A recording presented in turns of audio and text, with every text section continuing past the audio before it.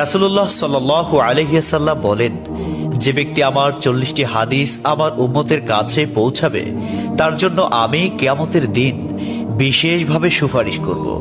সুবহানাল্লাহ। নাম্বার 2, মানুষের মধ্যে যারা মৃত্যুকে বেশি করে স্মরণ করে এবং তার জন্য প্রস্তুতি নেয় তারাই সবচেয়ে বুদ্ধিমান।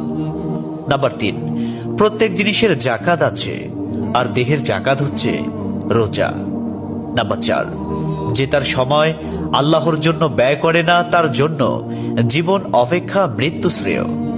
নাম্বার 5, যারা সব সময় ইস্তিগফার তথা ক্ষমা প্রার্থনা করে তাদের সাথে উঠা বসা করুন, কেননা তাদের হৃদয় সবচেয়ে কোমল হয়।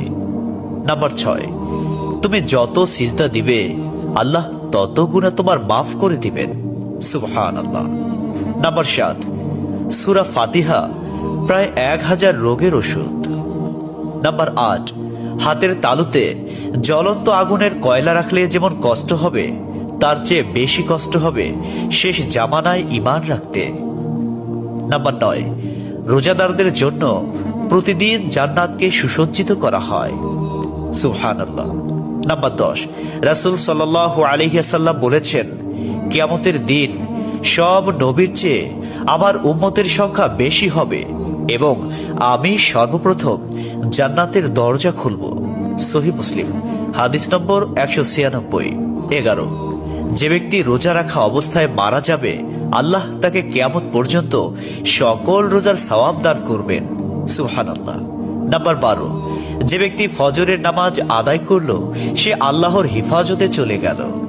নাম্বার 13, রাসূলুল্লাহ সাল্লাল্লাহু আলাইহি ওয়াসাল্লাম বলেছেন, রোজা ও কোরআন কিয়ামতের দিন মানুষের জন্য সুপারিশ করবে। মুসনাদে আহমদ, হাদিস নম্বর 6626। 14, নবীজি বলেছেন, রোজাদারদের জন্য সবচেয়ে বড় খুশির সংবাদ হলো হাসরের মাঠে আল্লাহ সবার আগে রোজাদারদের সাথে সাক্ষাৎ করবেন। সুবহানাল্লাহি ওয়া বিহামদিহি। 15, যখন রমজান আসে তখন জান্নাতের দরজাসমূহ খুলে দেওয়া হয়।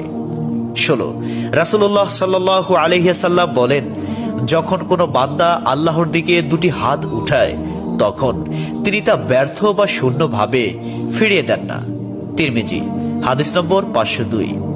17, হযরত মুহাম্মদ সাল্লাল্লাহু আলাইহি ওয়াসাল্লাম বলেছেন, একটি খেজুরের অর্ধেক হলেও দান করে জাহান্নামের শাস্তি হতে নিজেকে হেফাজত করো।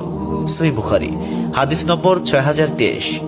প্রিয় ভাইরা, নাম্বার 18, যদি ভালো হতে চাও তবে